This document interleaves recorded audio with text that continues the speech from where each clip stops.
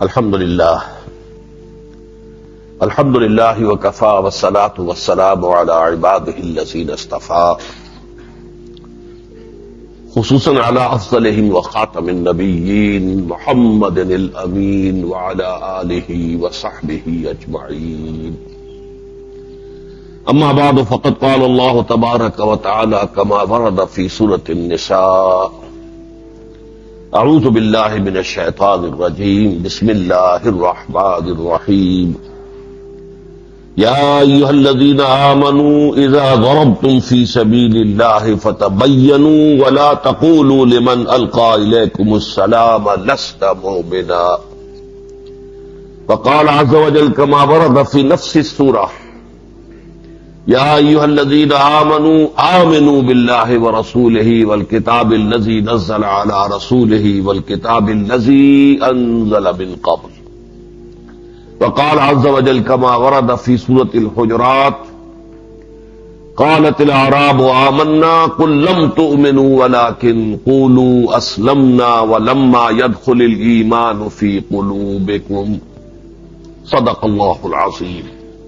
رب اشرح لي صدري ويسر لي امري واحلل عقدة من لساني يفقهوا قولي. اللهم ربنا الهمنا رشدنا واعذنا من شرور انفسنا.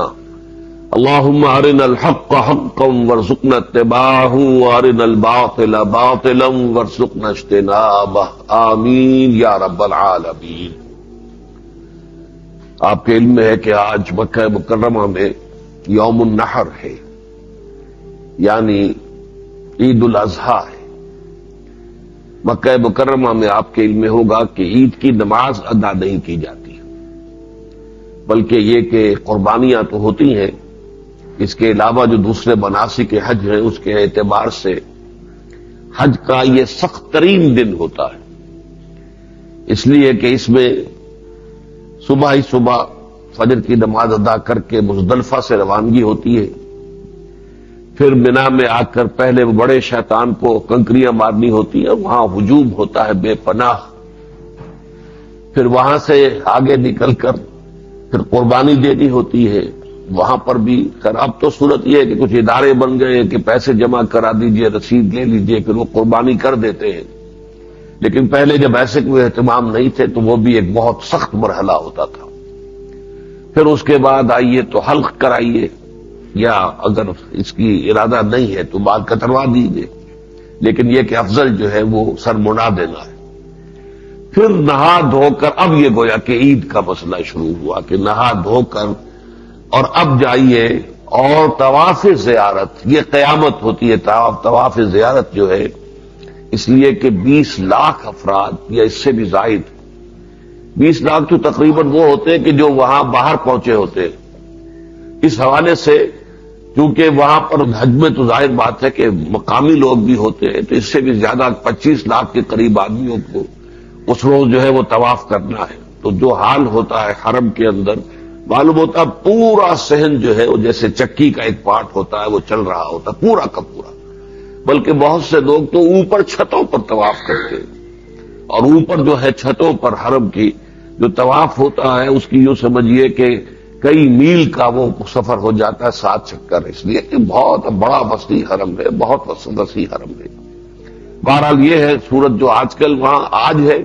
کل ہمارے ہاں عید الاضحیٰ ہے. باقی عرب میں عید الاضحیٰ منائی جاتی ہے، جیسے کہ عید الاضحیٰ ہے ہماری ہے. آج ان کی عید الاضحیٰ ہے. مدینہ منورہ میں 2 گانا بھی ہوتا ہے، 2 رکعت نماز بھی ادا کی جاتی ہے، قربانیاں بھی دی جاتی ہے. وہ عید الاضحیٰ کا منظر جو ہے مدینے میں ہے، آج ہے، اس وقت ہے. لیکن یہ ہے کہ مکہ مکرمہ میں نماز نہیں ہوتی. باقی یہ کہ مغربی ممالک میں بھی سب میں آج عید ہے. ہمارے ہاں انشاءاللہ تعالی کل ہوگی. اس موقع پر عام طور پر مساجد میں خطبات میں کچھ مسائل، کچھ حکمتیں، کچھ فضائل جو ہیں حج کے اور کچھ عید الاضحیٰ کے یہ بیان کیے جاتے ہیں. لیکن کئی سالوں سے آپ کے علم میں ہے کہ میرا معمول اب بدل چکا ہے. اس موضوع پر میں نے ایک تقریر کی تھی کوئی 18 سال پہلے 1402 ہجری میں، اور بڑی مفصل تقریر کی تھی. اس زمانے میں میری جمعے کی تقریر جو ہے وہ 1.5 پونے 2 گھنٹے کی ہوا کرتی تھی. یہ اب تو میں 1 گھنٹے کی تقریر میں بھی ایگزاسٹ ہو جاتا ہوں. لیکن یہ کہ بہرحال وہ ابھی زمانہ ایسا تھا ابھی آتش جوان تھا، بڑھاپا ابھی طاری نہیں ہوا تھا، تو بڑی مفصل تقریر جو ہے وہ پھر ٹیپ سے اتار کر شائع کی گئی، اور اس میں ایک اور میری تحریر بھی جو مجھے بہت محبوب ہے، بہت پسند ہے، وہ دونوں چیزیں یکجا کر کے کتابچے کی شکل میں شائع کر دی گئی۔ تو وہ کتابچہ موجود ہے، ان معاملات میں میری بات جو سمجھنا چاہے اس کے لیے بڑی آسانی ہے، اسی لیے آج میں یہاں وہ کتابچے میں نے کہا ہے کہ مکتبے پر زیادہ تعداد میں لے آئے جائیں اور آدھی قیمت پر دے دیے جائیں، تاکہ یہ کہ 9 روپے کا اس کا کتابچہ ہے تو وہ 5 روپے میں آپ کو مل جائے گا۔ میں اپنے اسی مضمون کو آگے لے کر چلنا چاہ رہا ہوں جو پچھلے جمعے میں ہم نے شروع کیا تھا، حقیقت ایمان کے موضوع پر۔ حقیقت ایمان کے موضوع پر ہم 3 جو ہے بنیادی عنوانات کے تحت بات کر چکے ہیں۔ نمبر 1، ایمان کے لفظی معنی کیا ہے اور ایمان کا اصطلاحی مفہوم کیا ہے۔ نمبر 2، ایمان کا موضوع کیا ہے۔ سارے فلسفیانہ مسائل در حقیقت وہ موضوعات ہیں ایمان کے۔ نمبر 3 یہ کہ وہ پھر ایمان کیا ہے، وہ فلسفہ کیا ہے جو قرآن سے معلوم ہوتا ہے، جو تمام انبیاء نے سکھایا ہے، تمام رسول لے کر آئے ہیں۔ اور اس معاملے میں یہ بات نوٹ کرنے کی ہے کہ جہاں تک دین کا عملی پہلو ہے، شریعت، اس میں تو فرق رہا ہے۔ حضرت موسیٰ جو شریعت لے کر آئے تھے وہ کچھ مختلف تھی اس شریعت سے جو حضرت محمد صلی اللہ علیہ وسلم لے کر آئے ہیں، تھوڑا تھوڑا فرق ہے، لیکن جہاں تک ایمان کا تعلق ہے اس میں آدم سے لے کر این دم تک آج تک کوئی فرق واقع نہیں ہوا، ایک ہی بات، سب کا ایک ہی قول۔ بہرحال وہ ایمان کیا ہے پھر میں نے وہ تفصیل سے آپ کے سامنے بیان کیا۔ ایمان باللہ کیا ہے، ایمان بالآخرہ کیا ہے، ایمان بالرسالت کیا ہے۔ آج میں آگے چل رہا ہوں۔ پہلی بات تو یہ کہ ایمانیات ثلاثہ کا باہمی رشتہ کیا ہے اہمیت کے اعتبار سے، ریلیٹو امپورٹنس۔ تو جان لیجئے کہ جہاں تک اصولی اور نظری اور فکری اعتبار سے ایمان کا تعلق ہے، اصل ایمان ایمان باللہ یا توحید ہے۔ باقی ایمانیات اس کی فروعات ہیں، اس کی فروع ہے، اس کی شاخیں ہیں، اس کی کرولریز ہے۔ اصل ایمان ایمان باللہ۔ یہی وجہ ہے کہ ایمان مجمل میں آپ کو معلوم ہے کہ سوائے ایمان باللہ کے کسی اور ایمان کا ذکر نہیں ہے۔ آمنت باللہ کما ہوا باسمائہ و صفاتہ وقبلت جمیع احکامہ اقرار باللسان و تصدیق بالقلب۔ میں ایمان لایا اللہ پر جیسا کہ وہ ظاہر ہے اپنے اسماء اور صفات کے ذریعے سے، اور میں نے قبول کر لیے اس کے تمام احکام۔ میں اقرار کر رہا ہوں اپنی زبان سے اور تصدیق کرتا ہوں دل سے۔ اب اس میں کسی اور ایمان کا ذکر نہیں، نہ ایمان بالآخرہ، نہ ایمان بالرسالت، اس لیے کہ در حقیقت اصل ایمان جو ہے وہ ایمان باللہ ہے، باقی سب اس کی شاخیں ہیں۔ ایمان بالآخرہ کیا ہے؟ اللہ تعالیٰ کے صفت عدل کا ظہور ہے۔ اللہ العدل ہے، عدل کرنے والا ہے، لہذا وہ نیکوکاروں کو جزا دے گا، بدکاروں کو، باغیوں کو، وہ غداروں کو سزا دے گا۔ اس کا ظہور آخرت ہے۔ اس اعتبار سے گویا کہ ایمان بالآخرہ جو ہے اللہ تعالیٰ کی ایک صفت کا ظہور ہے۔ اسی طرح ایمان بالرسالت، اللہ تعالیٰ الہادی ہے، ہدایت دینے والا ہے، تو اللہ تعالیٰ کی صفت الہادی، اللہ تعالیٰ کی صفت ہدایت جو ہے اس کی تکمیلی شکل جو ہے وہ انبیاء اور رسولوں کے ذریعے سے اللہ تعالیٰ نے انسانوں کو جو ہدایت عطا فرمائی۔ اس اعتبار سے ایمان بالرسالت جو ہے وہ در حقیقت اللہ تعالیٰ کی صفت ہدایت کا ظہور ہے۔ تو اصل ایمان ایمان باللہ ہے۔ البتہ اب آگے آئیے، عمل کے اعتبار سے اصل ایمان ایمان بالآخرہ ہے۔ اگر آخرت پر ایمان ہوگا تو آپ کا عمل درست رہے گا، اگر آخرت پر ایمان نہیں ہے تو آپ کا عمل صحیح نہیں ہوگا، چاہے آپ اللہ پر ایمان رکھتے ہو، اللہ پر یقین بھی رکھتے ہو، اللہ کی توحید بھی ہو، لیکن یہ تمام چیزیں جو ہے یہ علم الکلام کے مسائل بن کر رہ جائیں گے۔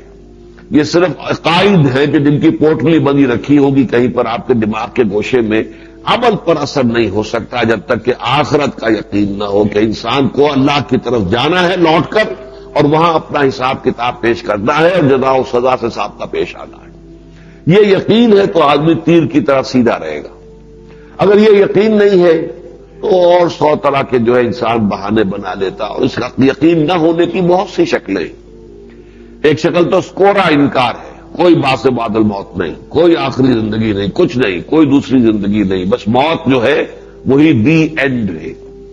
یہ تو جو اصل مادہ پرست لوگ ہیں کہ جو مادے سے ماورا کسی شے کو ماننے کو تیار ہی نہیں، وہ تو یہاں تک جاتے ہیں، اس وقت بھی جاتے تھے۔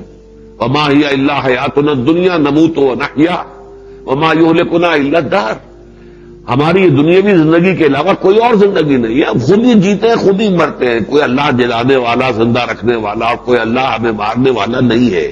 اور یہ گردش فلک جو ہے اسی کی وجہ سے ہماری موت ہو جاتی ہے، بس ایجنگ پروسیس ہے۔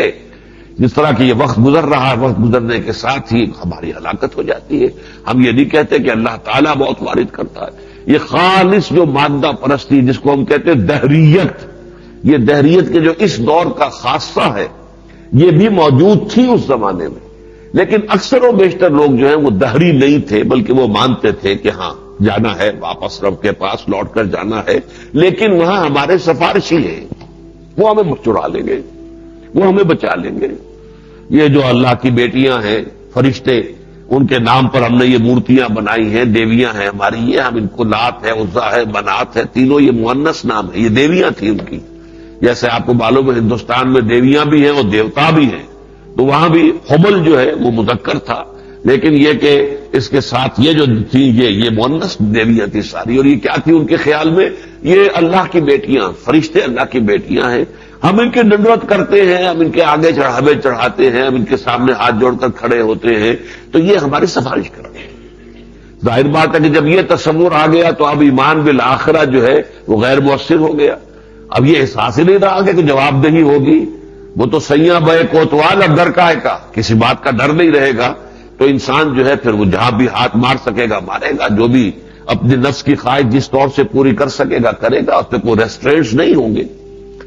ایک اور بھی ہے، وہ ہم میں سے اکثر کی حالت ہے، وہ در حقیقت معاف فرمائیے گا، برا محسوس نہ کرے، قرآن مجید میں وہ کیفیت بھی بیان ہوئی ہے، ان نظن الا ظنا وما نحن بمستيقنين، کچھ گمان سا تو ہوتا ہے کہ ہاں شاید ہاں واقعی بات جو ہے بڑی قوی ہے، لگتی ہے، دلیل ہے، منطق ہے، صحیح ہے، نیکوکاروں کو ان کی نیکی کا بدلہ ملنا چاہیے، بدکاروں کو بدی کی سزا ملنی چاہیے، دنیا میں تو نہیں ملتی، ہم دیکھ رہے ہیں عیاش عیش کر رہے ہیں، حرام خور جو ہے وہ عیش کر رہے ہیں، اور جو طے کر لے کہ میں نے حرام کا لقمہ اپنے منہ میں نہیں ڈالنا ہے، اس کو تو پھر فاقے آتے ہیں۔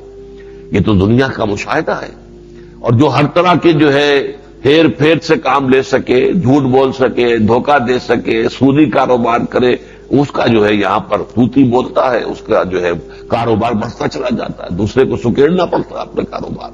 یہ واقعی اپنی جگہ پر منطقی ہے کہ سزا اور جزا ہونی چاہیے، لیکن اس پر دل نہیں ٹھکتا۔ وما نحن بمستيقنين، گمان تو ہوتا ہے، خیال تو ہوتا ہے، واقعی بات کچھ ہے، ہمارا اکثر کا حال یہ ہے، یقین نہیں ہے ہمیں۔ یقین ہو تو ہماری زندگی میں انقلاب آ جائے، ہماری سوچ بدل جائے، ہماری ویلیوز بدل جائیں، ہماری اقدار تبدیل ہو جائیں، ہمیں صبح و شام کے دن رات کے ہمارے انداز تبدیل ہو جائے، ہم بالکل تبدیل شدہ لوگ بن جائیں، اگر واقعتاً آخرت کا یقین۔ بہرحال عملی اعتبار سے جو اہم ترین ایمان ہے وہ ایمان بالآخرہ ہے۔ اب آیا تیسرا پہلو، قانونی اعتبار سے اہم ترین ایمان ایمان بالرسالت ہے۔ ایک شخص موحد بھی ہے، آخرت کو بھی مانتا ہے، لیکن رسول کو نہیں مانتا، کافر ہے، چاہے اچھے سے اچھے عمل بھی ہو اس کے۔ قانونی اعتبار سے، اسلام اور کفر کا فیصلہ کرنے کے اعتبار سے اہم ترین ایمان ایمان بالرسالت، تصدیق اللہ کے رسول کی۔ بلکہ وہ تو میں آپ کو بتا چکا ہوں کہ ایمان کی جو تعریف ہے، ڈیفینیشن ہے اصطلاح کے اندر، اصطلاح شرعی میں، تصدیق بما جاء بہ النبی صلی اللہ علیہ وسلم، نبی کی تصدیق کا نام تو ایمان ہے۔ اب اگر نبی کی تصدیق نہیں ہے، نبی پر ایمان نہیں ہے، نبی پر جو ہے یقین نہیں ہے، تو ظاہر بات ہے رسول پر اگر یقین نہیں ہے، رسول کا انکار ہے، تو پھر توحید اپنی جگہ پر، اور آخرت کا ایمان بھی اپنی جگہ پر، اور اخلاق عالیہ بھی اپنی جگہ پر، کافر ہوگا وہ، دنیا میں ہمیں سے لازماً کافر سمجھیں گے اور اس کے ساتھ کافر کا معاملہ کریں گے۔ تو قانونی اعتبار سے اہم ترین ایمان پھر دوہرا لیجئے، اصولی اعتبار سے، نظری اعتبار سے، فکری اعتبار سے اصل ایمان ایمان باللہ یا توحید۔ ایمان بالآخرہ بھی اس کی فرع ہے اور ایمان بالرسالت بھی اسی کی ایک فرع یا کرولری ہے. لیکن عمل کے اعتبار سے انسان کا عمل درست ہوگا. کلا ان الانسان لیطغی، کوئی بات نہیں، انسان سرکشی پر آمادہ ہو ہی جاتا ہے. کیوں؟ اور رہا اس تک نہ، اس لیے کہ وہ دیکھتا ہے کہ کچھ سزا نہیں ملتی. میں نے جھوٹ بولا، میری زبان میں چھالا بھی نہیں پڑا، کچھ نہیں ہوا مجھے. میں نے حرام مال ہڑپ کر لیا، میرے پیٹ میں درد بھی نہیں ہوا، کوئی مروڑ بھی نہیں اٹھا. میں نے یتیم کا مال ہڑپ کر لیا، مجھے تو کوئی محسوس نہیں ہوا کہ میں نے اپنے پیٹ میں انگارے بھرے. نہیں. تو اس اعتبار سے یہ دنیا جو ہے یہ فزیکل لاز کے اعتبار سے مکمل ہے، مورل لا کے اعتبار سے نامکمل ہے. اس لیے کہ انسان پھر اس لیے سرکشی پر آمادہ ہو جاتا ہے.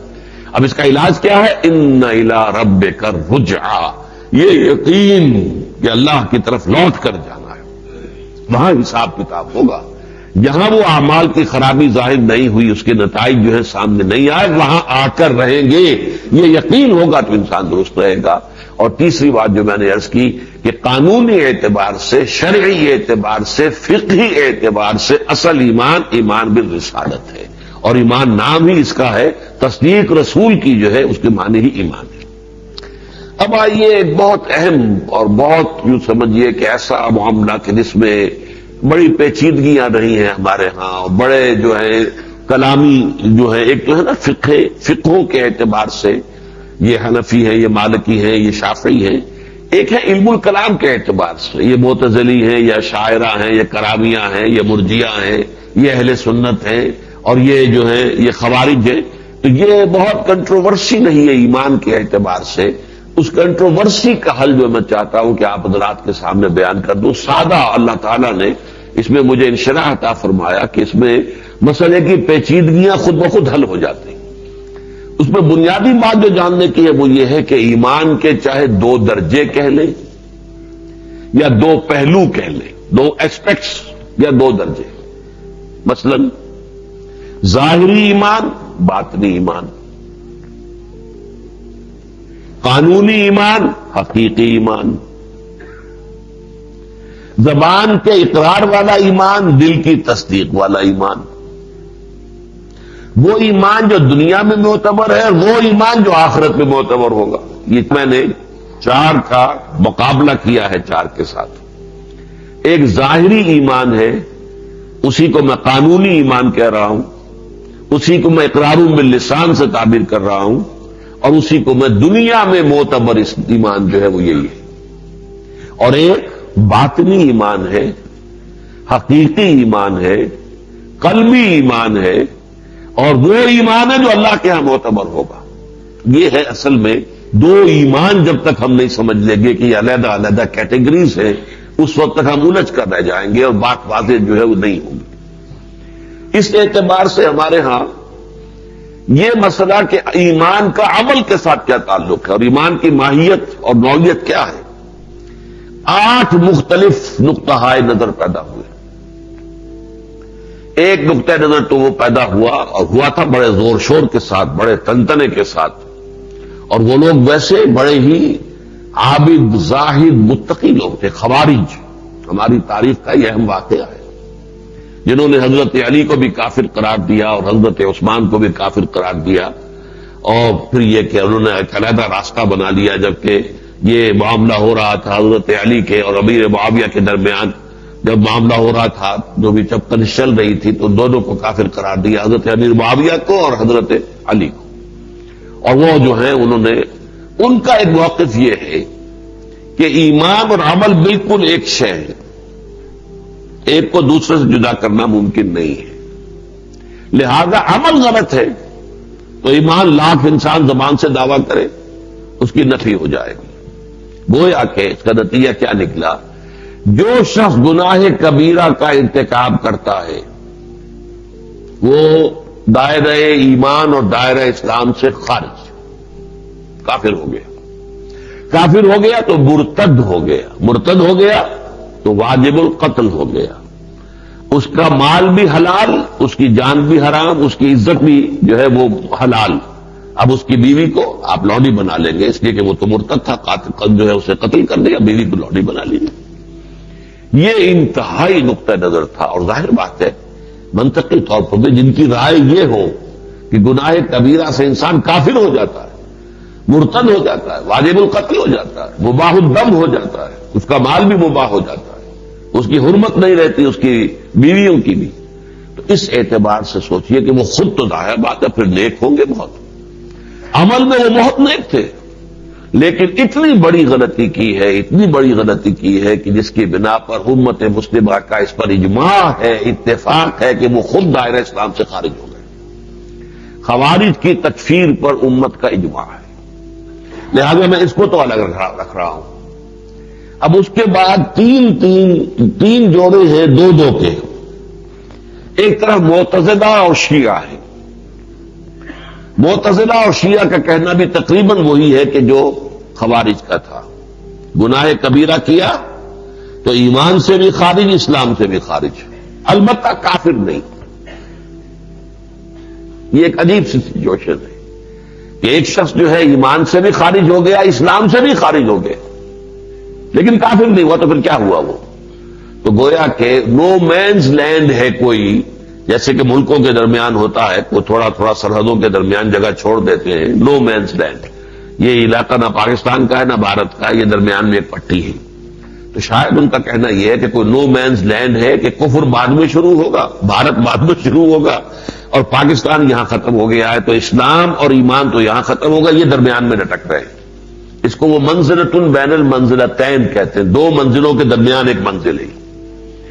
اس معاملے کے اندر جو ہے یہ شیعہ بھی اور معتزلہ بھی یہ یک زبان ہے، بلکہ شیعہ نے ان سے آگے بڑھ کر یہ کام کیا کہ دنیا میں فیصلے کرنے شروع کر دیے، کون مومن، کون فاسق، کون فاجر، کون جو ہے صرف مومن مسلم مومن نہیں، اور کون جو ہے منافق۔ حالانکہ یہ ساری چیزیں جو ہے کیٹیگریز اپنی جگہ ہیں، جو شخص مسلمان ہے وہ منافق ہو سکتا ہے، لیکن اس کا فیصلہ اللہ کے ہاں ہوگا، ہم نہیں کر سکتے۔ یا حضور کے زمانے میں حضور کو اللہ تعالیٰ نے جو بھی یعنی علم دیا تھا وحی کے ذریعے سے، حضور فیصلہ کر سکتے تھے کون منافق ہے، لیکن یہ کہ کوئی اور حضور کے بعد کسی شخص کو ہم یہ تو کہہ سکتے ہیں منافق کی یہ علامتیں ہیں، منافق کی یہ علامتیں ہیں، یہ کام جو ہے یہ نفاق کا ہے، یہ کہہ سکتے ہیں۔ کسی معین شخص کو منافق قرار دینا یہ ہمارے لیے ممکن نہیں ہے، جائز نہیں، ممکن ہونا کیا جائز نہیں، اس لیے کہ ہم نہیں کہہ سکتے کسی کے دل کا کیا حال ہے۔ ہو سکتا ہے جسے اب نفاق سمجھ رہے ہیں وہ ضعف ایمان کی کیفیت ہو، ایمان کی کمزوری کی کیفیت ہو سکتا ہے نفاق ہو، لیکن یہ معاملہ اس کی نیت کے ساتھ ہوگا، اور نیت اللہ ہی کو معلوم ہے۔ تو شیعوں نے معتزلہ سے بھی آگے بڑھ کر یہ رائے اختیار کر لی کہ گناہ کبیرہ کا مرتکب جو ہے وہ دائرہ ایمان و اسلام سے خارج، البتہ وہ خوارج سے اس اعتبار سے مختلف ہو گئے کہ وہ کافر نہیں ہے، وہ مرتد نہیں ہے، وہ واجب القتل نہیں ہے، وہ مباح الدم نہیں ہے، اس کا مال بھی جو ہے اب آپ کے لیے جو ہے وہ مباح نہیں ہو گیا ہے، بلکہ ان تمام چیزوں سے وہ بری ہے۔ اس کے بالکل برعکس دو ہیں، مرجیہ کرامیہ۔ ان کا کہنا یہ ہے کہ بس ایمان اگر ہے اور اقرار ہے اللہ کا، آخرت کا، یہ اقرار زبان پہ تو پھر ٹھیک ہے، پھر عمل کا کوئی معاملہ نہیں ہے، عمل کا کوئی جو ہے اللہ تعالیٰ کے ہاں حساب کتاب نہیں ہے، بس جو بھی جنت اور جہنم کا معاملہ ہے وہ ایمان کے اقرار پر ہے۔ اگر اقرار ہے تو جنت میں لازماً داخلہ ہو جائے گا، گناہوں کے اب بار کتنے ہی ہوں، اور اگر اقرار نہیں ہے تو جہنم میں جانا ہے، چاہے آدمی کتنا ہی اچھا ہو۔ تو سارا دار و مدار انہوں نے اقراروں باللسان کے اوپر رکھا ہوا ہے، یعنی جس کو کہ کہنا یہ چاہیے کہ وہ دنیاوی ایمان تھا، انہوں نے اسی کے اوپر فیصلہ آخرت کا کر دیا۔ اشاعرہ اس کے برعکس ذرا یہ کہتے ہیں کہ نہیں، اصل چیز تصدیقم بالقلب ہے، اقرارم باللسان بھی اگر نہیں ہے، کوئی مجبوری ہے، جس کی بڑی عمدہ مثال موجود ہے، آپ کو معلوم ہے کہ قرآن مجید میں بڑی تفصیل کے ساتھ ایک شخصیت کا ذکر ہے، اور ان کی تقریر اتنی لمبی جو ہے قرآن مجید میں نقل کی گئی ہے جتنی کسی نبی اور کسی رسول کی کوئی تقریر بھی قرآن میں نقل نہیں ہوئی۔ آل فرعون میں سے ایک صاحب تھے، سرداروں میں سے، درباریوں میں سے، جو حضرت موسیٰ پر ایمان لے آئے تھے، لیکن یکتم و ایمان ہے، وہ اپنا ایمان چھپائے رکھا انہوں نے اس وقت تک جب تک کہ فرعون نے کھل کر اپنے دربار میں یہ بات نہ رکھی کہ بس اب ہمیں فیصلہ کر لینا چاہیے کہ موسیٰ کو قتل کر دیا جائے۔ تب اس آخری کریٹیکل مومنٹ پر وہ کھڑے ہوئے اور پھر انہوں نے وہاں پر تقریر کی ہے جس کو کہ اللہ تعالیٰ نے وہ اعزاز بخشا ہے اس تقریر کو اور اس خطاب کو کہ سورہ مومن جو ہے قرآن مجید میں اس میں طویل ترین جو ہے وہ تقریر نقل کی گئی. اب ایک امکان یہ ہے کہ انہوں نے حضرت موسیٰ کو بتا دیا ہو، لیکن یہ کہ اسے کہا ہو کہ راز رکھیے، اس کو عام نہ کرے. لیکن یہ بھی امکان ہے کہ حضرت موسیٰ کو نہ بتایا ہو، بلکہ ان کے اپنے دل میں ایمان حضرت موسیٰ پر پیدا ہو چکا تھا. تو فرض کیجئے کہ اس موقع سے پہلے ان کا انتقال ہو جاتا تو اللہ تعالیٰ کے ہاں ان کے ساتھ کیا معاملہ ہوتا؟ مومن کا ہوتا یا کافر کا ہوتا؟ یہ اشاعرہ کا موقف ہے کہ مومن ہی سمجھا جائے گا. اگر دل میں تصدیق آ گئی تو اقرار ہے بھی یا نہیں بھی ہے. اقرار وہ کہتے ہیں لازمی نتیجہ اس کا ہے، کوئی خارجی رکاوٹ ہو سکتی ہے اس کے اظہار کے اندر. فرض کیجئے کوئی شخص، جیسے کہ یہ اجازت دی گئی ہے کہ ایک شخص جو ہے کلمہ کفر کہہ کے جان بچا سکتا ہے، جیسے کہ حضرت عمار ابن یاسر نے جان بچائی. دونوں والدین جو ہیں حضرت سمیہ اور حضرت یاسر، ان دونوں نے تو کلمہ کفر نہیں کہا اور جان دے دی.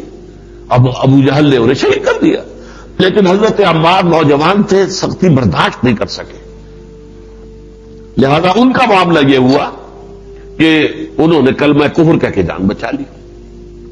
اسی طریقے سے فرض کیجئے اس کے برعکس شکل ہو، ایک شخص دل میں حضور پر ایمان لے آیا ہے پوری طریقے سے، اللہ کی توحید بھی حضور میں دل، لیکن اس خوف سے کہ گردن نہ مار دی جائے ایمان نہیں لاتا. بات تو وہی ہو گئی نا، تقریباً اعلان نہیں کرتا. تو اس دو میں نے مثالیں آپ کو دے دیں کہ اشاعرہ کا موقف یہ ہے کہ اصل شے جو ہے وہ تصدیق بالقلب ہے. اگر یہ ہے تو اقرار باللسان کسی وجہ سے، کسی معنی کی وجہ سے، کسی رکاوٹ کی وجہ سے اگر نہیں بھی ہوا ہے تب بھی وہ اللہ تعالیٰ کے یہاں مومن ہے. اب ان کے درمیان آپ ہیں تین ایک طرف درمیان میں ہے محدثین کرام اور امام ابو حنیفہ اور ان کے ساتھی اور ان کے تلامذہ. یہ دو موقف کیا ہیں کہ انسان گناہ کبیرہ کے ارتکاب سے نہ ایمان سے نکلتا ہے اور نہ اسلام سے نکلتا ہے. یہ دونوں باتیں یہ محدثین، سید المحدثین امام بخاری رحمۃ اللہ علیہ، لیکن امام بخاری کے علاوہ یہی رائے جو ہے یہ حضرت امام مالک کی ہے، امام شافعی کی ہے، امام احمد ابن حنبل کی ہے. یہی رائے امام ابو حنیفہ، امام اعظم، امام یوں سمجھیے کہ جو اصحاب الرائے ہیں ان میں سب سے اونچے. لیکن اب ان میں ایک باریک فرق ہے. امام بخاری اور محدثین اور یہ تین ائمہ ثلاثہ، امام مالک، امام شافعی، امام احمد ابن، یہ کہتے ہیں کہ عمل بھی ایمان کا جزو ہے.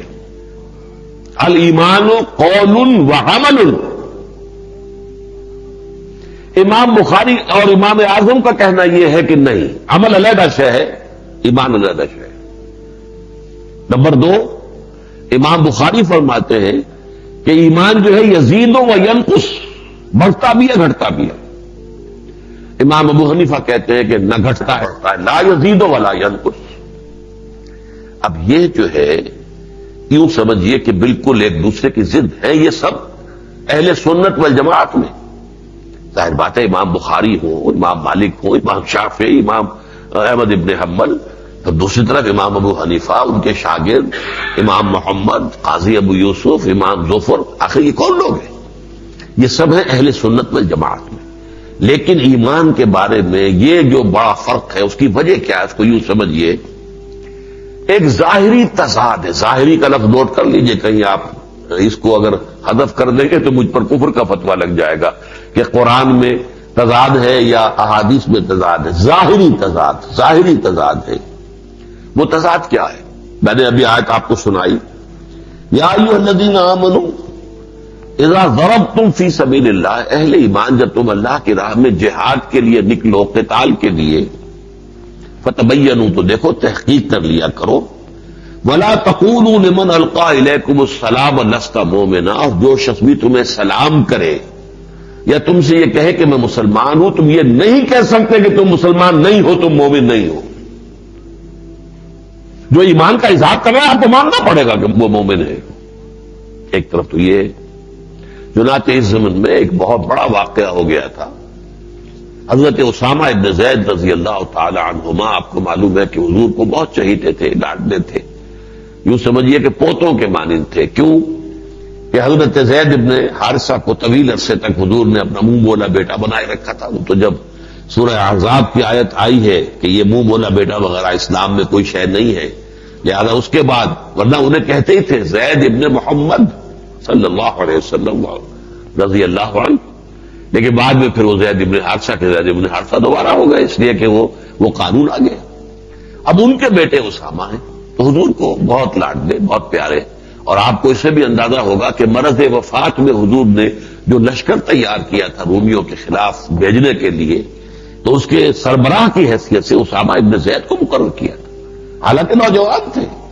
اور اس میں بڑے کبار صحابہ موجود تھے، انصار اور مہاجرین میں سے بڑے بڑے لوگ، بڑے پرانے، لیکن حضور نے اس کی سپہ سالاری حضرت اسامہ کو دی تھی. جیش اسامہ مشہور. حضرت اسامہ اور ایک اور انصاری صحابی، ان دونوں کا مقابلہ ایک جنگ میں ایک کافر سے ہو گیا. اس کافر نے جب دیکھا میں نرغے میں آ گیا ہوں ان دونوں کے، اور اب میرے بچنے کی کوئی شکل نہیں ہے، میں مر جاؤں گا، مار دیا جاؤں گا، انہیں فوراً کہہ دیا اشہد ان لا الہ الا اللہ واشہد ان محمد رسول اللہ. اس انصاری صحابی کے ہاتھ میں نیزہ تھا، وہ مارنے والے تھے، رک گئے، وہ نیزہ روک لیا. حضرت اسامہ نے یہ گمان کیا کہ اس نے صرف یہ ہیلہ اختیار کیا ہے، بہانہ بنایا جان بچانے کے لیے، لہذا تلوار نہیں روکی، اس کا سر قلم کر دیا. اب اس کے بعد ذرا مختلف روایات ہیں. ایک تو یہ ہے کہ حضرت اسامہ کے اپنے دل میں خلش پیدا ہوئی کہ یہ میں نے پتہ نہیں ٹھیک کیا کہ غلط کیا، لہذا حضور سے آ کے خود بیان کیا کہ میں نے یہ کام کیا. اور بعض روایات سے معلوم ہوتا ہے کہ حضور کو کسی اور ذریعے سے اطلاع ملی تو آپ نے حضرت اسامہ کو بلا کر پھر جواب طلبی کی اور فرمایا اسامہ کیا کرو گے، قیامت کے دن کیا جواب دو گے جب یہ کلمہ شہادت تمہارے خلاف مدعی بن کر آئے گا کہ میرے ہوتے ہوئے تلوار چلیے. انہوں نے کہا حضور اس نے اپنی جان بچانے کے لیے ہیلا کیا تھا. حضور نے کوئی جواب اس کا نہیں دیا. یہ نہیں کہا کہ نہیں ایسی بات تمہاری نہیں، لیکن نہیں، کلمہ پڑھا اس نے، تو اس کے بعد تمہارا یہ کہنا کہ یہ مومن نہیں ہے، اللہ شقق قلبہ ہو، تو نے اس کا دل چیر کے دیکھ لیا ہوتا کہ اس میں ایمان موجود ہے یا نہیں ہے. یہ گویا کہ ایک بات کہی آپ نے کہ کیا امکان تھا تمہارے پاس یہ کہنے کا، اس کی نیت کو جاننے کا تمہارے پاس کیا علم ہے. تو ایک طرف تو یہ حال ہے کہ جو شخص کہے اشہد ان لا الہ الا اللہ واشہد ان محمد رسول اللہ، آپ اسے مومن نہیں، یہ نہیں کہہ سکتے کہ تم مومن نہیں ہو. دوسری طرف خود قرآن کہہ رہا ہے قالت الاعراب آمنا قل لم تؤمنوا ولکن قولوا اسلمنا. یہ بدو کہہ رہے ہیں ہم ایمان لے آئے. اے نبی ان سے کہہ دیجئے تم ایمان ہرگز نہیں لائے ہو، بلکہ یوں کہو کہ ہم اسلام لے آئے ہیں، مطیع ہو گئے ہیں. ولما يدخل الايمان في قلوبكم، ابھی تک ایمان تمہارے دلوں میں داخل نہیں ہوا. اسی طریقے سے وہ آیت بھی جو میں نے 2 مرتبہ آپ کو سنائی ہے انہی دنوں میں، سورہ نساء کی آیت بھی، سورہ مائدہ کی آیت بھی. سورہ نساء کی آیت میں بھی فرمایا گیا یہ 2 ایمان ہیں علیحدہ علیحدہ. یا ایھا الذین آمنوا آمنوا باللہ ورسولہ والکتاب الذی نزل علی رسولہ والکتاب الذی انزل من قبل. اے ایمان کے دعوے دارو، اے ایمان والو، ایمان لاؤ اللہ پر اور اس کے رسول پر، اس کتاب پر جو اس نے اپنے رسول پر نازل فرمائی صلی اللہ علیہ وسلم، اور اس کتاب پر جو اس نے پہلے نازل کی تھی. اور سورہ مائدہ میں فرمایا لیس علی الذین آمنوا وعملوا الصالحات جناح فیما طعموا اذا ما اتقوا وآمنوا وعملوا الصالحات ثم اتقوا وآمنوا ثم اتقوا واحسنوا واللہ یحب المحسنین. جو لوگ واقعتاً ایمان اور عمل صالح پر عمل کرنے والے ہیں انہیں کوئی حرج نہیں ہے اس سے پہلے جبکہ حرمت کا حکم ابھی نہیں آیا تھا، آخری شراب کی حرمت کا. جو کھایا پیا وہ سب ان کے لیے جائز ہے، معاف ہے، ان کے اوپر کوئی ملامت نہیں ہے، کوئی سزا نہیں ہے، کوئی گرفت نہیں ہے، جبکہ شکل یہ ہو کہ وہ اب تقویٰ کی وجہ سے ایمان لائے اور انہوں نے نیک عمل کیے. پھر اور تقویٰ بڑھا تو اور ایمان لائے، پھر اور تقویٰ بڑھا تو درجہ احسان پر فائز ہو گئے. یہاں پر 3 درجے بیان ہوئے، 2 ایمان کے لفظ سے اور تیسرا جو احسان کے لفظ سے. اور سورہ نساء کی آیت میں بھی 2 ایمان آ گئے، یا ایھا الذین آمنوا آمنوا باللہ ورسولہ. اس حوالے سے غور کیجئے. پھر دیکھیے احادیث کے اندر ایک طرف حدیثیں آپ کو ملتی ہیں واللہ لا یؤمنو واللہ لا یؤمنو واللہ لا یؤمنو، خدا کی قسم فلاں شخص مومن نہیں ہے، خدا کی قسم فلاں شخص مومن نہیں ہے، خدا کی قسم فلاں شخص مومن نہیں ہے. آپ تصور کیجئے صحابہ لرز گئے ہوں گے، کانپ گئے ہوں گے، کون بدبخت ہے، کون شقی ہے جس کے اس عدم ایمان پر جس کی نفی ایمان پر حضور 3 مرتبہ اللہ کی قسم کھا رہے ہیں. ڈرتے ڈرتے پوچھا ہوگا من یا رسول اللہ، کون؟ فرمایا الذی لا یامن جارہ بوائقہ، وہ شخص کہ جس کی ایذا رسانی سے اس کا پڑوسی امن میں نہیں ہے. کوئی گناہ کبیرہ بھی نہیں ہے بھائی، نہ اس کے اندر کوئی شرک کی بات آئی ہے، نہ کوئی قتل ہوا ہے، نہ کوئی چوری ہے، نہ کوئی زنا ہے، کچھ بھی نہیں. کج خلقی، آپ کے اخلاق اچھے نہیں، اور اس کی وجہ سے آپ کا پڑوسی جو ہے وہ امن میں نہیں، چین میں نہیں، نچنت نہیں ہے، اسے آپ کی طرف سے خدشہ رہتا ہے. پتہ نہیں کب میری عزت پر حملہ کر دے، پتہ نہیں کب جو ہے میرے خلاف جو ہے کوئی کارروائی کر دے. اگر یہ شکل ہے تو خدا کی قسم وہ مومن نہیں، خدا کی قسم وہ مومن نہیں، خدا کی قسم وہ مومن نہیں. یہ نفی کی انتہا ہے. اسی طرح لا یزنی الزانی حین یزنی وہو مومن، کوئی زانی حالت ایمان میں زنا نہیں کرتا. کیسے ممکن ہے؟ ایمان بھی ہو اور زنا بھی ہو رہا ہو. تو وہ ایمان کیا ہوا؟ دھیلے کا بھی نہیں. کیا اس کی قدر و قیمت ہے؟ لا یزنی الزانی حین یزنی وہو مومن ولا یسرق السارق حین یسرق وہو مومن. اور کوئی چور حالت ایمان میں چوری نہیں کرتا. کیسے ممکن ہے کہ ایمان دل میں موجود ہے پھر چوری کرے؟ یقین ہو اللہ ہے، مجھے دیکھ رہا ہے، اور پھر اللہ کے حکم کی خلاف ورزی کرے. ایک آپ کا جو ہے ٹریفک کانسٹیبل چوک میں کھڑا ہوا نظر آ جاتا ہے تو گاڑی ٹھیک جگہ جا کر کھڑی ہو جاتی. نہ ہو تو آدمی دائیں بائیں دیکھ کر نکل گیا، کوئی نہیں، کوئی اندیشہ نہیں، کوئی ٹریفک دائیں بائیں سے نہیں ہے، نکل. یہ آپ کرتے کہ نہیں کرتے؟ لیکن اگر کھڑا ہے کانسٹیبل، اور خاص طور پر اگر ساتھ ہی کوئی ایسا بھی ہے موٹر سائیکل والا بھی کوئی کھڑا ہوا اس کے پاس آس پاس، پھر تو فوراً جو ہے وہ آپ کی گاڑی صحیح جگہ رکے گی کہ نہیں.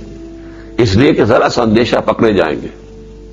اگر اخروی عذاب کی اور اخروی سزا کا یقین ہو انسان کو، اور یقین ہو کہ اللہ دیکھ رہا، ایک آنکھ مجھے دیکھ رہی ہے، ہر آن موجود ہے، تو کیسے ممکن ہے کہ آپ اس کے قوانین کی خلاف ورزی کریں؟ لا یزنی الزانی حین یزنی وہو مومن ولا یسرق السارق حین یسرق وہو مومن ولا یشرب الخمر حین یشرب وہو مومن. کوئی شرابی حالت ایمان میں شراب نہیں پیتا. اب یہ دوسری طرف یہ بھی ہے من قال لا الہ الا اللہ صدقا من القلب دخل الایمان دخل الجنہ، جو شخص بھی صدق دل سے کہے گا لا الہ الا اللہ وہ جنت میں داخل ہو جائے گا. اب یہ بھی احادیث ہے. اور ایک حدیث تو اس میں بہت پیاری ہے، اس کے راوی حضرت ابو ذر ہے. حضرت ابو ذر چونکہ وہ بہت زیادہ متقی، بہت زیادہ یہ سمجھیے کہ درویشی ان کے اندر زہد کی انتہا تھی، فقراء صحابہ میں سے. وہ یہ واقعہ بیان کرتے ہیں کہ ایک روز میں حضور کی خدمت میں حاضر ہوا تو حضور اس وقت سو رہے تھے اور ایک سفید چادر آپ نے اوڑھی ہوئی تھی. تو میں چلا گیا دیکھ کر کہ حضور آرام فرما رہے ہیں. دوبارہ میں آیا تو حضور جاگ گئے تھے، اور جاگتے ہی حضور نے فرمایا جو شخص بھی دل سے کہے گا لا الہ الا اللہ وہ جنت میں داخل ہو جائے گا. اس پر حضرت ابو ذر کو کچھ تعجب سا ہوا. کہا وَإِن زَنَا وَإِن سَرَقَ، حضور چاہے اس شخص نے زنا کیا اور چوری کی ہو؟ حضور نے فرمایا ہاں ان زنا وَإِن سَرَقَ، ہاں چاہے چوری کی ہو اور چاہے زنا کی ہو. پھر دوسری مرتبہ ان کا وَإِن زَنَا وَإِن سَرَقَ، واقعی ہے حضور کیا فرما رہے ہیں، چاہے وہ زانی ہو اور اس نے چوری کی ہو. آپ نے فرمایا ہاں ان زنا وَإِن سَرَقَ. تیسری مرتبہ پھر وَإِن زَنَا وَإِن سَرَقَ، آپ نے پھر فرمایا وَإِن زَنَا وَإِن سَرَقَ. اور اس کے ساتھ ہی فرمایا علی رغم انف ابی ذر، ابی ذر کو پسند ہو یا ناپسند ہو یہ اللہ تعالیٰ کی رحمت ہے اور یہ ہوگا. یہ ہے اصل میں بظاہر متضاد، بظاہر پھر وہی لفظ نوٹ کر لیں، یہ جو احادیث ہے ایک سے معلوم ہوتا ہے کہ ایمان جو ہے عمل اور ایمان ایک ہی شے ہے، جس کو آپ انگریزی میں کہتے ہیں ایک آرگینک ہول ہے، ایک اکائی ہے. ان دونوں کو ایک دوسرے سے جدا کرنا ممکن نہیں ہے. لیکن دوسری طرف ایمان اور عمل کے درمیان اتنا کچھ فرق بھی ہے. اس کا حل کیا ہے؟ اس کو یوں سمجھ لیجئے، امام ابو حنیفہ کیا کہہ رہے ہیں کہ ایمان کا دار و مدار قول پر ہے یا تصدیق بالقلب پر ہے، اور تصدیق بالقلب ویریفائیبل نہیں ہے. دنیا میں ہم اس کو ویریفائی نہیں کر سکتے. کیا معلوم کس کے دل میں ہے کس کے دل میں نہیں ہے، وہ تو اللہ ہی جانتا ہے. اللہ دلوں کے حال سے باخبر ہے، اللہ جانتا ہے، ہم تو نہیں جان سکتے۔ لہذا دنیا کے اعتبار سے ایمان صرف قول پر سارا دار و مدار ہے، اشہد ان لا الہ الا اللہ واشہد ان محمد رسول اللہ۔ یہ ایمان ہے جسے میں نے کہا یہ ظاہری ایمان ہے، یہ قانونی ایمان ہے، یہ وہ ایمان ہے جس کا اعتبار دنیا میں ہے۔ آپ اسے مومن یہ نہیں کہہ سکتے تو مومن نہیں ہو، مسلمان ماننا پڑے گا، اور اسے مسلم معاشرے کے اندر جو بھی حقوق ہے سب کے سب ملیں گے، چاہے وہ فاسق ہے، فاجر ہے، کچھ بھی ہے، جو بھی مسلمان کے حقوق ہیں وہ اس کو حاصل ہے۔ اس کے برعکس امام بخاری رحمۃ اللہ علیہ فرماتے ہیں کہ نہیں، یعنی ایمان قول و عمل، ایمان میں دونوں چیزیں شامل ہیں۔ ان کے سامنے وہ حدیثیں لا یزنی الزانی حین یزنی وہو مومن ولا یسرق السارق حین یسرق وہو مومن ولا یشرب الخمر حین یشرب وہو مومن، وہ حدیث ہے، کیسے نفی کر دے اس کی۔ ایک اور حدیث جو عزیز عاقب سعید ہر خطبے میں آپ کو سناتے ہیں، حضرت انس رضی اللہ تعالی عنہ جو 9 برس کی عمر میں حضور کی خدمت میں ان کی والدہ چھوڑ گئی تھی کہ یہ آپ کی خدمت کرے گا، اور وہ آخری وقت تک حضور کے خادم خاص کی حیثیت سے رہے، بہت بڑی سمجھیے فضیلت حاصل ہوئی ہے۔ اور ان کا کہنا یہ ہے کہ قلما ختمنا رسول اللہ صلی اللہ علیہ وسلم الا قال لا ایمان لمن لا امانۃ له ولا دین لمن لا عہد له۔ کہتے ہیں شاذ ہی کبھی ایسا ہوا ہوگا کہ حضور نے ہمیں خطبہ دیا ہو کوئی، اب ظاہر بات ہے کون سا خطبہ حضور کا ہوگا کہ جو ان سے پوشیدہ رہا ہو، جب ہر وقت کے ساتھی ہے، خادم خاص ہے، تو شاذ ہی کبھی ایسا ہوا ہوگا کہ حضور نے خطبہ دیا اور اس میں یہ الفاظ نہ کہے ہوں جس شخص میں امانت داری نہیں ہے اس کا کوئی ایمان نہیں، ذرا کیٹیگوریکل انداز دیکھیے اس کے اندر، اور جس شخص کے اندر ایفاء عہد نہیں اس کا کوئی دین نہیں۔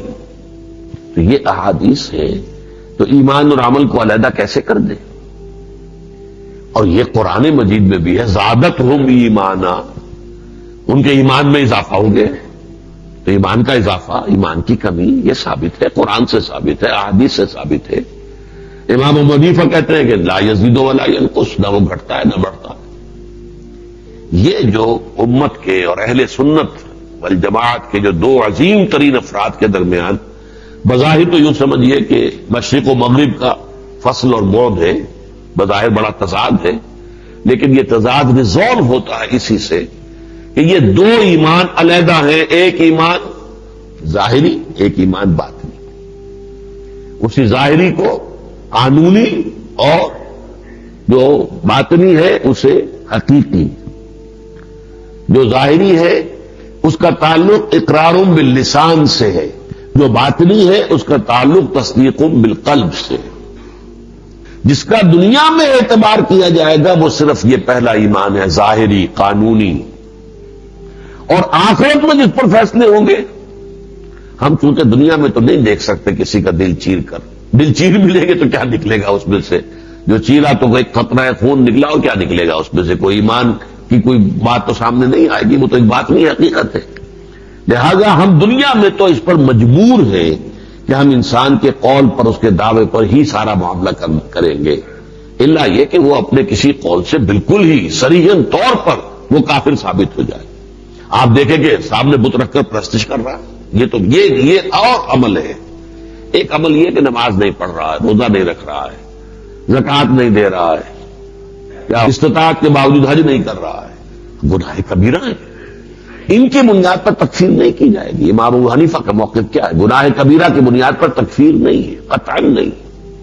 اور یہ جو کچھ بھی کیا تھا یہ خوارج نے، یہ بہت بڑی گمراہی، بہت بڑی غلطی، بہت بڑی یوں سمجھیے کہ گمراہی تھی، اور اس کی وجہ سے بڑی خونریزی ہوئی ہے، بہت لوگ انہوں نے قتل کیے ہیں، مارے ہیں، لوٹے ہیں، اس لیے کہ انہوں نے سمجھا کہ جو بھی گناہ کبیرہ کرتا ہے وہ تو در حقیقت کافر ہو جاتا ہے، اور وہ اس کا قتل بھی جائز ہے، بلکہ لازم ہے کہ قتل کر دیا جائے، مرتد کی سزا قتل ہے۔ امام ابو حنیفہ رحمت اللہ علیہ چونکہ فقیہ ہے بنیادی طور پر، قانون کی بات، قانون اور دستور کا تعلق انسان کے ظاہر سے ہے، باطن سے نہیں ہے۔ فرض کیجئے کسی شخص نے کسی کو قتل کیا ہے، اس کی کیا نیت تھی؟ اگر وہ جیسے کہ حضرت موسیٰ علیہ السلام اور حضرت خضر کے واقعے میں آتا ہے کہ ایک نوجوان کو قتل کر دیا، تو ان کی نیت تو یہ تھی نا، ان کے علم میں تھا اللہ تعالیٰ کی طرف سے کہ یہ بچہ جوان ہو کر اپنے والدین کے لیے سہان روح بن جائے گا، اس لیے اسے قتل کیا۔ ان کا جرم تو نہیں تھا، وہ تو اصل میں کارکنان قضاء و قدر میں سے تھے، لیکن آپ کسی بھی نیت سے قتل کریں گے تو آپ مجرم ہیں۔ کسی بھی نیت سے، فرض کیجیے کوئی شخص نیت جو ہے وہ تو اللہ کے راستے میں کوئی چیریٹی کا کام کرنا ہے، لیکن حرام ذریعے سے کما رہا تو حرام ہے، وہ حلال تو نہیں ہو جائے گا۔ آپ کسی کی جیب کاٹ کر کسی کو خیرات دیں تو یہ تو اس سے جو ہے اس کا جیب کاٹنے کا جرم جو ہے وہ ختم تو نہیں ہو جائے گا۔ قانون کا تعلق جو ہے وہ انسان کے ظاہر سے ہے، اس کے اندر نیت زیر بحث نہیں آ سکتی۔ یہی وجہ ہے کہ امام ابو حنیفہ کہتے ہیں کہ یہ جو اقرار باللسان ہے، اس کا معاملہ یہ ہے کہ اس کے ذریعے سے انسان کو ایک لیگل اینڈ کانسٹیٹیوشنل سٹیٹس حاصل ہو جاتا ہے۔ میں مسلمان ہوں، فلاں شخص مسلمان ہے، لہذا ایک مسلمان عورت سے اس کا نکاح ہو سکتا ہے، مسلمان لڑکی کا مسلمان عورت کا نکاح صرف مسلمان مرد سے ہو سکتا ہے، مسلمان مرد کا نکاح تو ہو سکتا ہے کسی عیسائی عورت سے، یہودی عورت سے، وہ جائز ہے، لیکن مسلمان لڑکی کا مسلمان عورت کا نکاح سوائے مسلمان کو کسی سے نہیں ہو سکتا۔ لہذا کوئی شخص مسلمان ہے کہ نہیں، یہ عملی مسئلہ آ گیا کہ نہیں آ گیا؟ آپ کے دستور میں بھی لکھا ہوا ہے کہ صدر اور وزیر اعظم لازماً مسلمان ہوں گے۔ اب سوال پیدا ہو جائے گا کہ نہیں؟ کوئی قادیانی کسی کو صدر بنا دیا جائے تو ہمیں حق ہوگا کہ نہیں ہوگا کہ جائیں عدالت میں کہ دستور میں تو یہ لکھا ہوا، یہ تو غیر مسلم ہے، آپ ہی کے دستور میں طے کر رکھا ہے کہ قادیانی غیر مسلم ہے، اس کو کیسے صدر بنا رہے ہیں، کیسے وزیر اعظم بنا رہے ہیں؟ تو یہ قانونی مسئلہ ہے، کون شخص مسلمان ہے کون نہیں ہے۔ جو مسلمان ہے وہ اسلامی معاشرے کا فرد ہے، مسلمان کے حقوق اسے حاصل ہے، اور جو مسلمان نہیں ہے وہ زیرو ہو جائے گا، اسے کوئی حق حاصل نہیں ہے مسلمانوں کے حقوق جو ہے۔ اور اس میں آل اور نن لا کام کرے گا، ہے تو سارے حقوق ہیں، اور مسلمان نہیں ہے تو سارے حقوق ثابت ہو گئے۔ اس میں کوئی پرسنٹیج نہیں ہو سکتی کہ 5%، 30% جو ہے، 33% اگر نمبر ہے تو ٹھیک ہے، نہیں، آل اور نن لا، یا ہے تو مسلمان ہے تو سارے حقوق مسلمان کے اسے حاصل، نہیں ہے تو ظاہر بات ہے کہ اسے مسلمانوں کے حقوق حاصل نہیں ہوں گے، بات ختم ہو گئی۔ جبکہ جو حقیقی ایمان ہے اس کا تعلق دل کے قلب اور یقین کے ساتھ ہے۔ جب دل میں یقین ہوگا تو عمل لازماً درست ہوگا۔ کیسے ممکن ہے دل میں یقین ہو اور عمل درست نہ ہو؟ لہذا قلبی یقین جو ہے، حقیقی یقین جو ہے، باطنی ایمان جو ہے، اس کے اوپر جو ہے اس کے اندر عمل لازماً اس کا جز بن جاتا ہے، اور آخرت میں اللہ تعالیٰ کے ہاں جو فیصلے ہوں گے وہ قلبی ایمان کی بنیاد پر ہوں گے۔ یہ جو اہل سنت کا عقیدہ ہے اور صحیح ہے کہ جس کے دل میں ذرا سا بھی ایمان ہوگا، اگر اس کے اعمال میں برائیوں کا پلڑا بھاری ہوا تو قیامت کے دن جو ہے پھر اس کو جہنم میں ڈالا جائے گا، لیکن اپنے گناہوں کے بقدر سزا پا کر وہ جہنم سے نکل آئے گا اور جنت میں داخل کر دیا جائے گا۔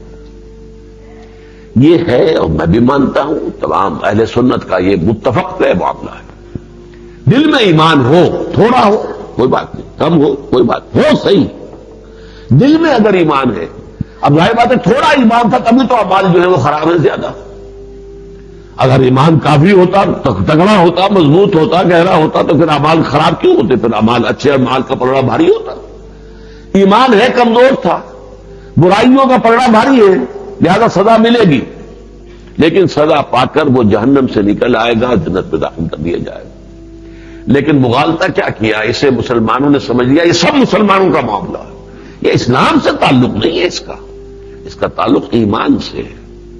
اللہ جانتا ہے کسی کے دل میں کتنا ایمان ہے، وہ ہماری طرح معذور نہیں ہے، وہ جانتا نہ ہو کہ کسی کے دل میں ایمان ہے یا نہیں ہے۔ ان اللہ ینظر الی قلوبکم، وہ تمہارے دلوں کو دیکھتا ہے، وَإِلَىٰ أَعْمَالِكُمْ وَلَا يَنظُرُ إِلَىٰ صُوَرِكُمْ وَلَا أَمْوَالِكُمْ، تمہاری صورتوں کو اور تمہارے مالوں کو نہیں دیکھتا اللہ تمہارے دلوں کو دیکھتا۔ وَهُوَ عَلِيمٌ بِذَاتِ الصُّدُورِ، وہ تو جو کچھ کے سینوں کے اندر مخفی ہے، جو نیتیں ہیں، جو ارادے ہیں، جو عزائم ہیں، ان سب سے اچھی طرح واقف ہے۔ لہذا وہاں جو معاملہ ہوگا وہ ایمان کی بنیاد پر ہوگا، اسلام نہیں کہ تمام مسلمان لازماً جہنم سے نکال کر اور جنت میں، یہ اس سے جو ہے بڑی ایک پیدا ہوئی ہے لوگوں کے اندر، ان چیزوں سے پھر وہ ایک ایمان بالآخرت جو ہے وہ غیر مؤثر ہو جاتا ہے، وہ نکل ہی آئیں گے نا۔ چلو کچھ دن کی بات ہے، جیسے کہ یہودیوں کا معاملہ ہے کہ لن تمسنا النار الا ایاما معدودات، ہمیں نہیں چھوئے گی آگ مگر گنتی کے چند دن۔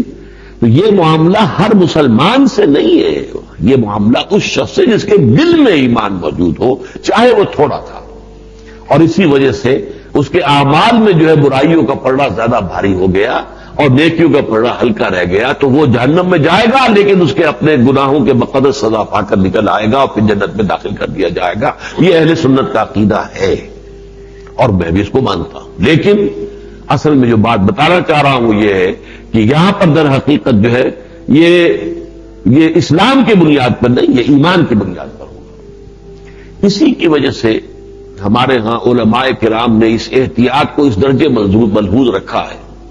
مثلا واللہ لا یؤمنو واللہ لا یؤمنو واللہ لا یؤمنو، اب چونکہ اس میں اندیشہ پیدا ہو گیا کہ اگر ہم ترجمہ یہ کریں گے خدا کی قسم وہ مومن نہیں، خدا کی قسم وہ مومن نہیں، خدا کی قسم وہ مومن نہیں، تو لوگ سمجھیں گے کافر ہو گئے۔ اس خدشے کو رفع کرنے کے لیے انہوں نے کیا طے کیا؟ ترجمہ ہم یوں کریں گے خدا کی قسم وہ مومن کامل نہیں ہے، خدا کی قسم اس کا ایمان کامل نہیں ہے، خدا کی قسم اس کا ایمان کامل نہیں ہے۔ لیکن اب نتیجہ کیا نکلا؟ یہ سن کر واللہ لا یؤمنو واللہ لا یؤمنو واللہ لا یؤمنو جو کب کبھی طاری ہوتی ہے انسان کے اوپر، یہ ترجمہ سننے کے بعد تو ختم ہو گئی۔ ایمان کامل کس کا ہوگا بھائی؟ ایمان کامل تو بہت اونچی شے ہے، ایمان کی نفی تو نہیں ہو رہی نا۔ کہاں الفاظ یہ خدا کی قسم وہ مومن نہیں ہے؟ ظاہر بات ہے عربی زبان حضور کی اپنی تھی، کیا حضور اگر وہ یہی کہنا ہوتا کہ خدا کی قسم وہ کامل مومن نہیں ہے تو کیا حضور اس کو ادا نہیں کر سکتے تھے؟ جبکہ کمال ایمان کا لفظ حضور کی حدیث میں آیا ہوا ہے۔ حضور نے فرمایا من احب للہ وابغض للہ واعطى للہ ومنع للہ فقد استکمل الایمان، جس شخص نے محبت کی تو صرف اللہ کے لیے کی، اور اگر کسی سے نفرت اور دشمنی رکھی تو صرف اللہ کے لیے رکھی، اور اگر کسی کو کچھ دیا تو اللہ کے لیے دیا، اس لیے دیا کہ اللہ کو اس کا دینا پسند ہے، اور کسی سے کچھ روک دیا تو اس لیے روک دیا کہ اللہ کو اس کا روکنا پسند ہے، تو ایسے شخص نے اپنے ایمان کی تکمیل کر لی۔ تو تکمیل ایمان جو ہے حدیث کے اندر اس کا تصور موجود ہے کہ نہیں؟ اسی طریقے سے ان تراجم کے اندر بھی ہو سکتا تھا کہ حضور یہ فرماتے کہ خدا کی قسم اس شخص کا ایمان کامل نہیں ہے۔ یہ عربی میں آپ کے الفاظ استعمال فرما سکتے نہیں، آپ نے یہ انداز اس لیے اختیار کیا کہ لوگ کام جائیں، لوگوں کو ایک دفعہ تھرتھری ہو جائے، ایک دفعہ جو ہے لرزہ طاری ہو جائے، جب تک کہ یہ خوف نہیں ہوگا، ورنہ تو پھر یہ کہ آخرت کا حساب کتاب کا تو ایمان جو ہے جیسا کہ میں نے پہلے آپ کو بتایا وہ ایمان بالآخرہ ہوتے ہوئے بھی غیر مؤثر ہو کر رہ جائے گا۔ تو یہ جو ایک لیگل سٹیٹس ہے اس کے اعتبار سے جو بات کہی ہے امام ابو حنیفہ نے رحمۃ اللہ علیہ، اس کو بھی سمجھ لیجئے ایک بڑی سادہ سی مثال سے، لا یزید ولا ینقص۔ یہ لیگل سٹیٹس جو ہے نہ گھٹتا ہے نہ بڑھتا ہے، یہ تو ایک لیگل سٹیٹس ہے۔ کیا مطلب ہے؟ میں مثال دوں آپ کو۔ فرض کیجئے کہ ایک شخص کے دو بیٹے ہیں، ایک بیٹا جو ہے بڑا متقی ہے، پرہیزگار ہے، پانچوں نمازوں ہی نہیں پڑھتا، تہجد بھی پڑھتا ہے۔ دوسرا بیٹا جو ہے فرض کیجئے چلیے فاسق و فاجر ہے تو مسلمان، گناہ کبیرہ کا مرتکب کافر تو نہیں ہے نا، فاسق ہے، فاجر ہے، اپنا نام ہے اعمال سے کر رہا ہے، آخرت میں اپنے لیے عذاب خدابندی کا بندوبست کر رہا ہے، لیکن یہ کہ دنیا میں تو وہ مسلمان ہے۔ فرض کیجئے کہ والد کا انتقال ہو گیا، وراثت کی تقسیم ہوگی تو کیا دونوں بیٹوں کو برابر حصہ ملے گا یا تہجد گزار کو زیادہ دیا جائے گا اور اس کو کم دیا جائے گا؟ مسئلہ حل ہو گیا۔ لیگلی برابر، متقی ہو، بہت نیک ہو، بہت فارسہ ہو، تہجد گزار ہو، یا یہ کہ فاسق ہے، فاجر ہے، نماز نہیں پڑھتا تو گڈھے ڈال پڑھتا ہے، جو بھی کچھ ہے، ان دونوں میں وراثت تقسیم ہوگی تو برابر برابر۔ اسی لیے امام ابو حنیفہ نے بہت خوبصورتی سے بات کہی ہے، المسلم کفر لکل مسلم، تمام مسلمان آپس میں بالکل برابر برابر ہیں. کف کہتے برابر، ہم سب، ہم پلہ. مسلمانوں کے قانونی حقوق، مسلمانوں کے دستوری حقوق برابر ہیں، کوئی فرق نہیں ہوگا. اسی سے ایک اور بہت بڑا مسئلہ حل ہوتا ہے جو آج کل کی جو بحثیں ہوتی ہیں. بہت سے ہمارے نیک لوگ جو ہیں اسلامی نظام میں، اسلامی حکومت میں اگر انتخابات ہوں تو کس کو حق ہونا چاہیے ووٹ دینے کا؟ جو نمازی 5 وقتہ ہو صرف اس کو ووٹ دینے کا حق ہونا چاہیے.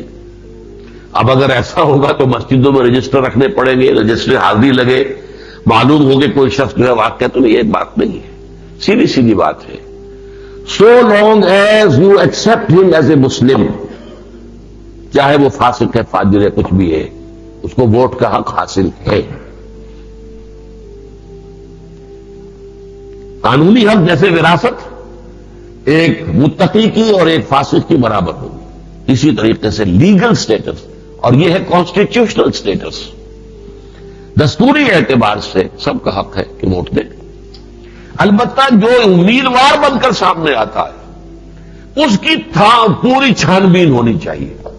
اسکریننگ یہ ہے اصل کام. اس کے پاس دولت ہے تو کہاں سے آئی ہے، وہ ایکسپلین کر سکتا ہے کہ نہیں کر سکتا. جیسے آج کل نیب وغیرہ کے ذریعے سے ہو رہا ہے. آپ تھے تو پٹواری ہے، اتنے مکان کیسے بنا لیے آپ نے، کہاں سے لائے؟ یا آپ صرف ایک ایس ڈی او تھے یا کچھ اور تھے تو اتنی بڑی دولت کہاں سے جمع ہو گئی؟ اسی پر حساب کتاب ہو رہا ہے. یہ معاملہ جو بھی آئے کہ منتخب ہونے کے لیے میں امیدوار بن کر آتا ہوں، اس کی پوری اسکریننگ ہو جائے، پورا ایکس رے ہو جائے.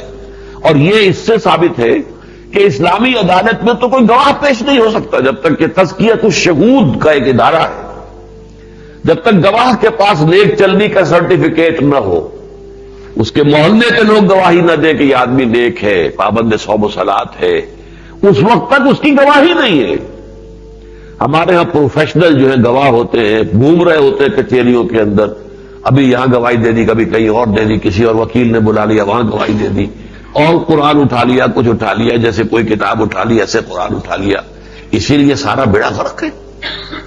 سب سے بڑی جو ہے ہماری عدلیہ کے اندر جو بربادی اور تباہی ہے وہ در حقیقت غلط گواہی کی وجہ سے.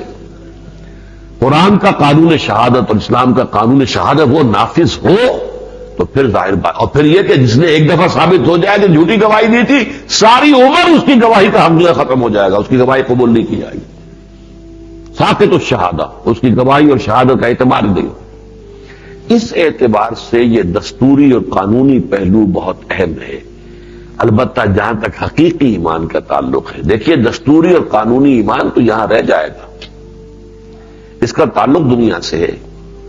چاہے آپ مسلمانوں کے لیڈر بن جائیں، چاہے آپ صدر بن جائیں، ٹھیک ہے مسلمان، آپ قانونی طور پر مسلمان ہیں تو آپ بن سکتے ہیں صدر بھی اور وزیر اعظم بھی اور قائد بھی بن سکتے ہیں، بڑے قائد بھی بن، سب کچھ ہو سکتا ہے. لیکن آخرت کا معاملہ اس کی ایمان پر ہے، وہ ایمان جو دل میں جاگزی ہو. اور اول محلے میں ایمان کے ذریعے سے جنت میں داخل ہونا اس وقت تک ممکن نہیں ہے جب تک کہ ایمان کے ساتھ اعمال صالحہ جو ہے اس کا وزن موجود نہ ہو. اصل کامیابی تو اس کا نام ہے، ذالک هو الفوز العظیم. بڑی کامیابی کیا ہے کہ میدان حشر ہی سے سیدھے اللہ تعالیٰ کے فضل و کرم سے اور اللہ تعالیٰ کی ستاری اور غفاری کے صدقے انسان جو ہے جنت کی طرف بھیج دیا جائے. وسیق الذین اتقوا الی الجنۃ زمرا حتی اذا جاؤوها وفتحت ابوابها وقال لهم خزنتها سلام علیکم طبتم فادخلوها داخلین. کتنے خوش نصیب ہوں گے وہ لوگ کہ جن کو اس طریقے سے جنت کے دروازوں پر خوش آمدید کہی جائے اور ان کے لیے پہلے سے دروازے کھلے ہوئے جنت کے. یہ ہے کامیابی. ذالک هو الفوز المبین، ذالک هو الفوز العظیم. اصل کامیابی یہ.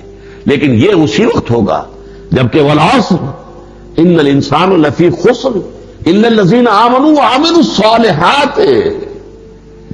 قرآن مجید میں تو کوئی شاذ کوئی جگہ ایسی آپ کو ملے گی جہاں کے عمل کا تذکرہ موجود نہ ہو ایمان کے ساتھ. شاذ. ان الذین قالوا ربنا اللہ، یہاں بھی ثم استقاموا. سورۃ التین پڑھیے تو والتین والزیتون وطور سینین وہذا البلد الامین لقد خلقنا الانسان فی احسن تقویم ثم رددناه اسفل سافلین الا الذین آمنوا وعملوا الصالحات فلهم اجر غیر ممنون. عمل صالح جب تک نہ ہو. یہ تو اس کا جزو لازم ہے، یقین قلبی والے ایمان کا جزو لازم ہے. یہاں سید المحدثین امام بخاری رحمۃ اللہ علیہ کا قول جو ہے 100% درست ہے. قانونی اور دستوری سطح پر امام ابو حنیفہ کا قول 100% درست، لیکن حقیقت کی بنیاد اور آخرت میں جس کا اعتبار ہوگا وہ ایمان الایمان قول و عمل، وہ قول اور عمل دونوں کے مجموعے کا نام ہے. وَيَزِيدُ وَيَنْقُصُ. آپ اچھی صحبت میں بیٹھیں گے تو ایمان بڑھے گا، خود بخود بڑھے گا. آپ قرآن مجید پڑھیں گے، سمجھ کر پڑھیں گے، آپ کے ایمان میں اضافہ ہوگا. آپ کوئی نیک کام کریں گے، اس سے ایمان میں اضافہ ہوگا.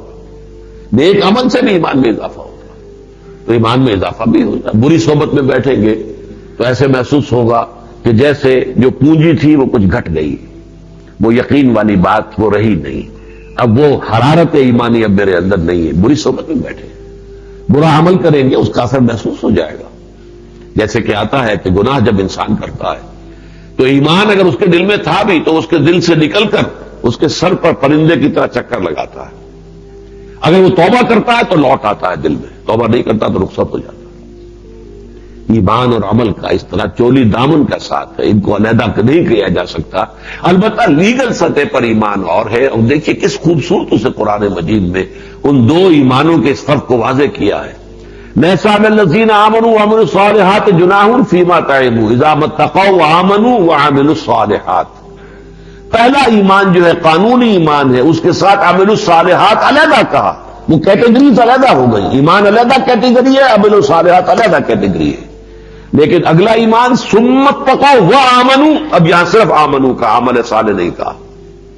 اس لیے کہ اس لیول پر آ کر، یقین والے ایمان کے لیول پر آ کر عمل خود بخود شامل ہو گیا ایمان کے اندر، وہ اس کا جزو لا ينفك بن گیا، وہ ایک آرگینک ہول کی شکل اختیار کر گئے. ثم اتقوا واحسنوا، پھر اور تقوی بڑھا تو درجہ احسان پر فائز ہو گئے. یہ بلند ترین منزل ہے. واللہ يحب المحسنین، اور اللہ تعالی محسنوں سے تو محبت کرتا ہے. بارک اللہ لی ولکم فی القرآن العظیم ونفعنی وإیاکم بالآیات والذکر الحکیم.